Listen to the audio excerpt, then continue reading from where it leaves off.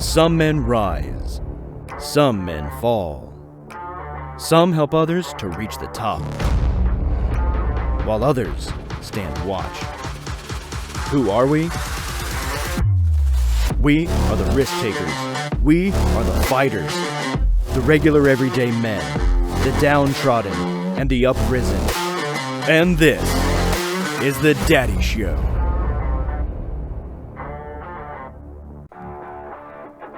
Oh, hey there. Welcome back to The Daddy Show. Just doing a little bit of reading here. Today, I want to cover a few things on, what it means to be a man and being better at being a man.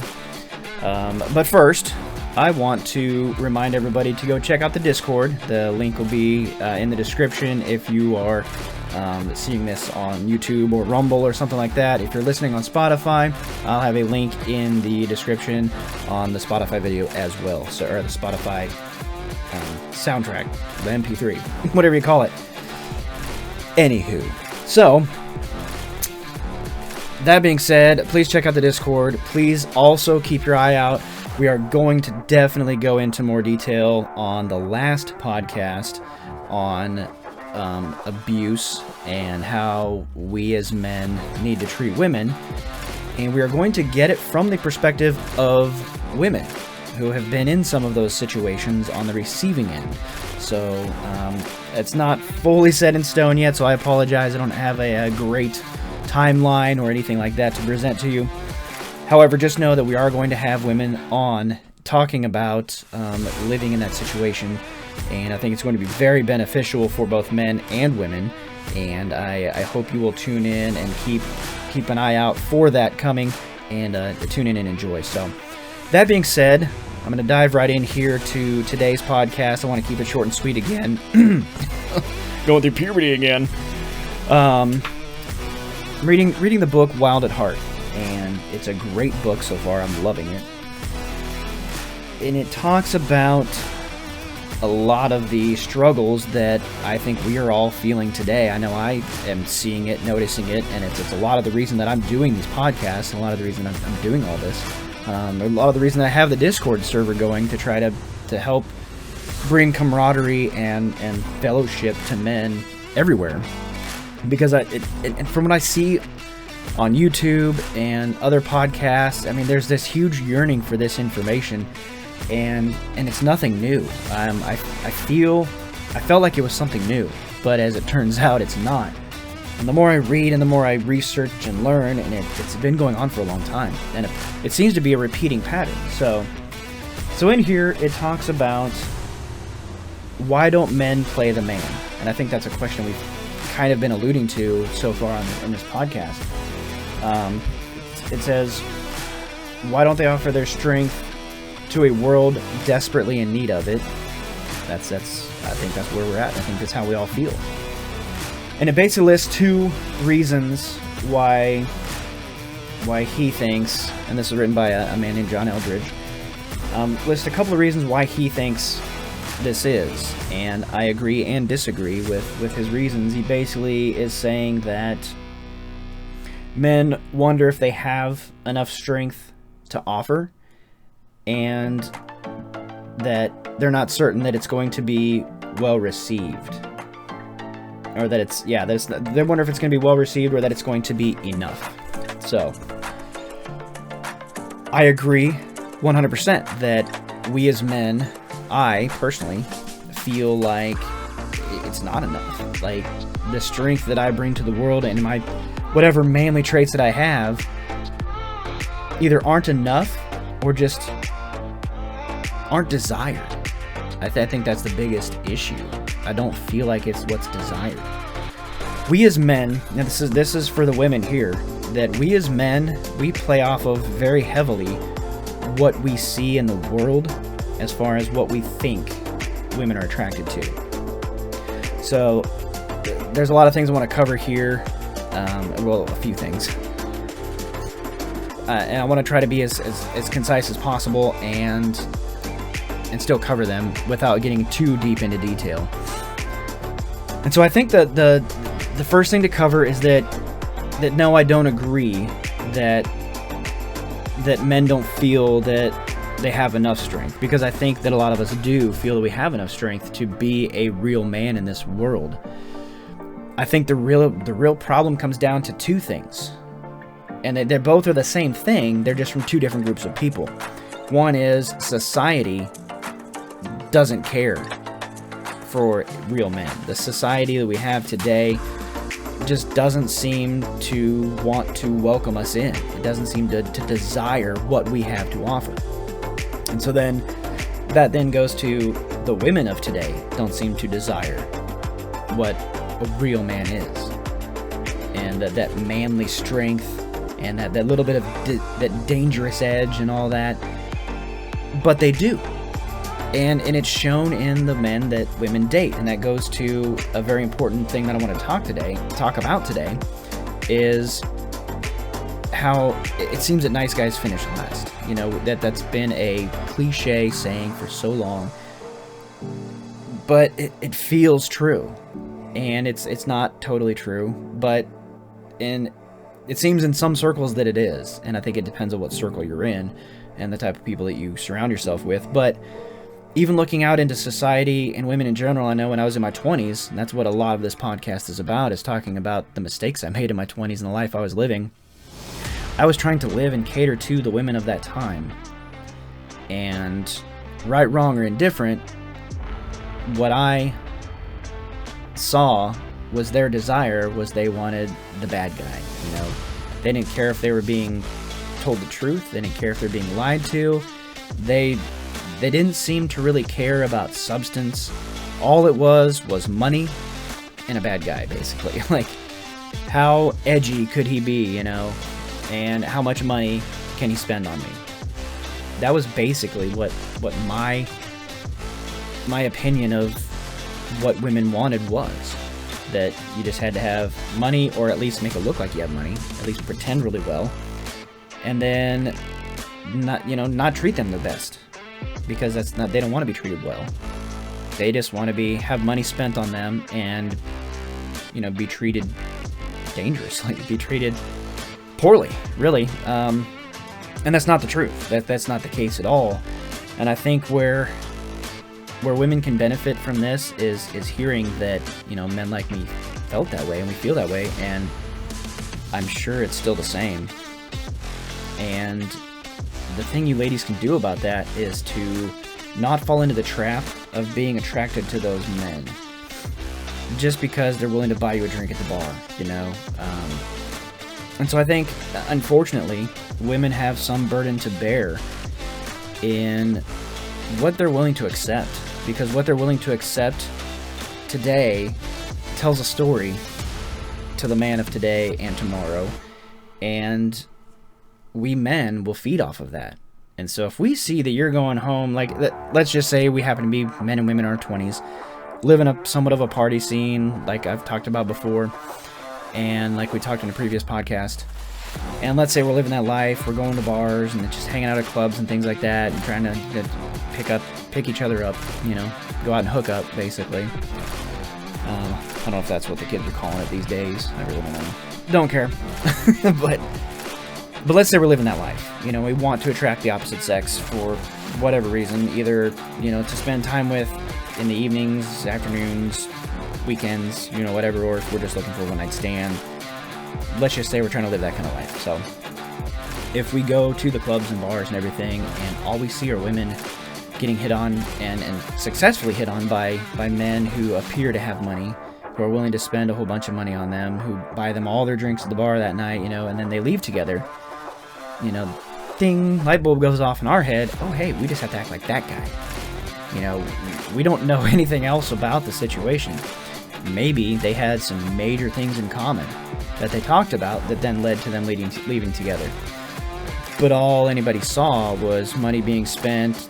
Guy looks like a total goofball, for lack of a better term. I have some better terms that I could use, but I don't really want to use those here because I want this to be a family show. As much as possible, anyway. And so we see a guy that we would call a goofball, without using a profanity or other words that I would use. We see that, and we see that this guy that appears to be a goofball and who is spending a bunch of money on them, they leave together, we're like, well, that was success.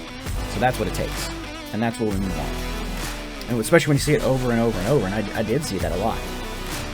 Guys that just didn't look like they had any substance to themselves, able to pick up women simply because they were willing to spend money and able to talk to them. I mean, that was the other part of the piece of the puzzle there that I had and didn't have. It was really weird for me. I was comfortable and not comfortable in engaging in conversation. So I think to the young men, I think a big thing to take away is get comfortable just talking, not with any preconceived notion of trying to pick up somebody or hook up or take anybody home or get a date out of it, and none of that. Don't go in trying to get that, because that could very well come, and maybe that is your outcome, maybe that's your desired outcome, but don't go in with that being the reason for starting the conversation. Start a conversation to get to know them. Start a conversation to see if that's somebody you want to spend time with. You need to be looking at it as not just trying to go pick somebody up, but is this somebody I want to spend time with? Are they good enough to be around me? Not the other way around. And when you start thinking about things like that, it'll help transition your mindset over to something of really seeking them out and really vetting them very well to see how they fit in your life. And then you can work on how you might fit in theirs. But get good at talking to them. Number one. Number two, be honest. Be 100% yourself. If you don't make enough money for them, and there's a lot of women that's going to happen with, because a lot of women are like that these days. And that's disappointing, frustrating. It drives me absolutely bonkers. You women are stupid for doing that. The ones that do it, you're stupid. You really are. It's ridiculous. Money, yes, you need security. Yes, bills need to be able to be paid, but you don't need to be able to go on a cruise every year or fly in a private jet just to like somebody. That's ridiculous. That's just stupid. Anyway, so be honest. If they don't like you for not making enough money, then they don't like you, and you don't need to like them. You don't need that in your life. Trust me, you don't. That's a headache just waiting to rear its ugly head later on, and you don't need it. So be yourself. Present yourself as you are. If they like you, great. If they don't, move on to the next. It's a game of numbers. It really is. It's like selling insurance. Every no gets you closer to a yes. And it's totally cliche and 100% true that every denial is closer to acceptance. So embrace it. And the more you get denied, the more people you talk to, the better you get at having conversations, so that when the right girl does come along, who does fit you, you guys are going to hit it off, and you're not even going to know it. You're just going to start a conversation with them because you've gotten good at it. You guys are going to talk really well. You're going to find out you have a lot of things in common, and boom, you're off to the races. That's how it happens. It's hardly ever really on purpose in a meaningful relationship that it starts anyway. That's what I found. Maybe different for other people. Please cue in. Please, comment. Leave us a comment in the comment section about what you think and how that's worked out for you. So that's one big thing. And women, I think women need to take ownership of what they're doing. If you're the kind of girl that wants a guy to spend a bunch of money on you, that's looking for a guy who makes $300,000 a year, $250,000 a year, $2 million a year, whatever it is, why are you looking for that? Is it because of the money? Or is it because of the security? Do you just want to sit on your butt and not do anything ever and have someone else pay for it? Shame on you, number one. Number two, I mean, that's fine. Let me rephrase that. If you're the kind of woman that just wants some security, knowing that all the bills can be paid so you can stay home and take care of kids and the house and do a traditional, traditional female role, and that goes back to like the 1950s and 60s, and it's kind of old, but it still kind of holds water. That's a big deal. Being a housewife, taking care of kids in the house, that's a big deal. And yes, there were a lot of men that took advantage of the situation, and since they made all the money, they owned the bank accounts, and when things went awry, they'd walk out the door, take all the money and everything, leave the women high and dry. That's why we have the court system that we have for custody and things like that, and that's why men generally pay more in child support, is because of men like that did that, and that's a whole another issue that we could do another video on. But just know that that's wrong in my eyes. I despise men that act that way, and they haven't made anyone's life easier. They certainly not mine. I digress. So why are you women after that, if you're the kind of woman that's doing that? And if it's so that you can play that kind of a role, that's great. There's nothing wrong with that. I commend it. I applaud it. If you want to be a career-driven woman, hey, great, go do it. Definitely live your dream if that's truly your dream. Absolutely. I think our society has gotten to a point these days where they push that down everyone's throat, that you, in order to be a proper woman, you must be out in the workforce making a bunch of money, because I think the workhorse, the machine, it needs as many people as it can get so that it can run itself into the ground, but so it can keep running and have a workforce to pull from. That's what I think. I don't think it's right, and I don't think women belong in the kitchen. I don't think they belong being housewives and everything unless they want to be. And so that's a conversation to be had between a husband and wife, a couple that's living together, what have you. That's a conversation to have between each other. So if that's whatever life you decide to lead, and then whatever relationship you decide to have, that's between you guys, and it's perfectly fine and wonderful, whatever you decide. What I don't like is this very one-sided argument that women just have to be these things. They have to be this strong woman. You are strong. And yes, women are very strong. Absolutely. No one will ever argue that. But it's okay to be a fair lady. It's okay to be a damsel in distress. It's perfectly fine. And so that goes into this book here. And what I want to talk about, and what I am talking about, is that, we men, we need a quarry. We need something to go get. We need a beautiful woman to rescue. And if you're not being that beautiful woman, then we're not going to rescue you. And we don't want to rescue you, whether we know that or not, whether we realize it within ourselves or not, and whether you realize it or not. So you've got to be somewhat of a damsel needing rescued. I mean, that's who daydreams about not rescuing someone? Who daydreams that everyone's rescued, everything's honky-dory, and we just walk down the street, see a woman, hey, we're together now. Great. Let's go get married. Poof, done. There's no adventure in that. And so that comes down to what this book talks about, and what is really at the core of the relationship between men and women is the adventure. What women want, and that's why I think they like the bad guys, is that they want the quote bad guys. They want the adventure. And not just the adventure of doing things, they want the adventure of being sought out. They want the adventure of someone proclaiming to the world in whatever form that is, whether that's in a small room or from the top of a mountain. In whatever form that looks like, they want a man who's willing to step up and say, I want this woman. And to show them through their actions, to show the women through the man's actions, that I want you. I want you in my life, and I'm willing to fight for that. And not only am I willing to fight for that, but I got plans, and I want to bring you along on those plans. And we're going to go do these things.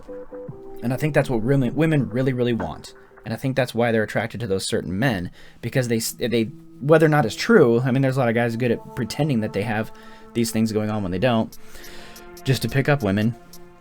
But what I think the women are really looking for is a man who is going to be an adventurer, who's going to fight for them, provide for them as a male should, in certain ways that I do believe that men should. There are certain things that I think we need to be a provider. We were put on this earth to be that, and we're called to be that, and we need to be that. And I think women feel that too, and so they're searching for that. Whether they truly believe that or realize it or not, I think deep down within our subconscious, that's what we're all really after, and I think that's what women are after. And so in looking for that adventure, that they're looking for a guy that's going to give them enough attention to get their attention, hold their attention, but then promise to take them on an adventure of some sort. You know, not that he verbally promises that, but just in his actions and the things that he talks about doing with his future tells them whether or not they're going to have an adventure. And that's really what they're looking for. So be adventurous, be dangerous. We've talked about that before, but that's part of what being a dangerous man is having an adventure, having a plan. What are you going to do with your life? What's the next step? Do you have goals? You have to have goals. If you don't, you're sitting stagnant in your life, but you're also not going to attract a quality person in your life either if you don't have one already. And you're not going to keep the one you have if you have one already. So be dangerous, be adventurous. And the other thing I want to say to the young men out there is it's not okay to be what we used to call like a metrosexual. You know, guys that were kind of effeminate or, you know, dressed really well, but we're still men. I mean, it's okay to do that, and it's great to look good. Absolutely. A man in a suit or a nice outfit, just, you can't beat it. You can't beat a man in a nice suit. You can't beat it. Men look good in suits, darn it. That's why 1930s photos look so wonderful. Everyone had suits on. Almost. There's a couple people that maybe didn't in some of the photos that you might see, but for the most part, they all did. And I kind of wish we had those days. I kind of wish that's how it was sometimes. Like everywhere we went in public, like we dress nice. Why don't we? I don't know. It looks so good. But anyway. But so it's okay to be a well-dressed man. It's okay to look nice. But to be more on the feminine side of things, that's where we're starting to get into some kind of dangerous area for men, and that's where we're at. And that's why I think we're all struggling, or that's why I think so many people in the world feel some sort of a struggle, is that it just feels like men aren't allowed to be men anymore. I mean, look at commercials, everything. Everywhere you turn, men are being talked down to, being treated like we're not good enough, like we're not capable of being what we are, and that's just not true. We're capable of more than what we are, more than what we're being, and more than what we're giving to the world. We have an obligation to be the men that we're supposed to be, and the world is, well, it's going downhill because we're not doing it. So part of that, though, and I think something a lot of people need to realize is that it's okay to be vulnerable as a man.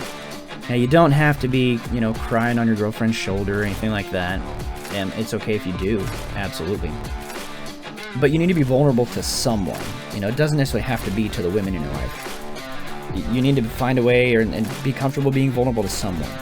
So whoever that is, if it's another buddy of yours, if it's a priest, if it's a counselor, some random guy on the street, a homeless man, you know, whatever. Be accountable, or not be accountable. Well, yes, be accountable to somebody, but more than that, find someone that you can confide in and tell your deepest, darkest secrets to. Someone you can trust, that's going to keep them safe, not tell a soul, that you can continue to go to and bounce ideas off of, and almost like a mentor. And that's a whole nother video and a whole nother discussion that I want to get into about mentors, and we will do that. We will definitely get into being a mentor and what that looks like and how we need more of it. But I guess the point right now I want to make is that it's okay to be vulnerable, and you should be vulnerable to someone. You know, if not everyone, at least someone. And then the other thing I want to say is that it's okay to be alone. It's okay to live alone, to be by yourself for a certain amount of time. There's no need to rush out to try to find a girlfriend, a boyfriend. You know, this goes for more than just men. This is men and women both. There's no rush. There's no hurry to go do it. There's no hurry to get out there and find a significant other. You do kind of need to let it happen. Now that involves taking the right steps to be in the right places at the right times. And, you know, you kind of have to go to some of the club scenes and some of that a little bit. Maybe get online, you know, do some online dating. That's a slippery slope too. That can be some rough water for sure. That is that's really hit and miss. There's some quality people on there, and there's some not quality people on there. So if you're looking for a quality person and not just a hookup, if you're going to do online dating, put them through some steps. don't make it super easy. Meet in a public place the first few times, and you know, see what kind of person they are. Really feel them out.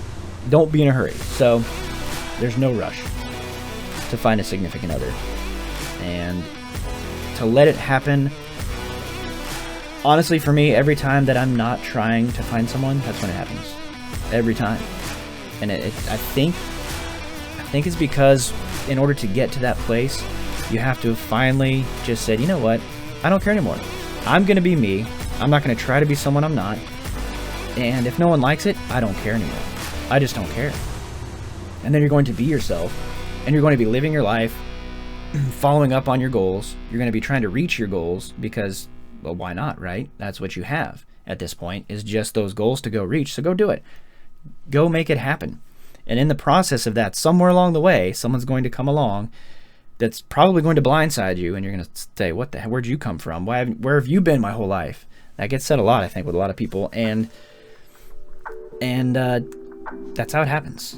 I mean, so many people I've talked to, that's how it happens for a lot of them. So I guess the biggest thing is have goals, be yourself, be adventurous, be dangerous, and be a good man. Treat women with respect, hold doors, be chivalrous, say yes ma'am, yes sir, shake hands well, have a nice firm handshake, and just have a smile on your face, be nice to people, treat people like you would want to be treated. Follow the golden rule, live out your goals, and just be yourself.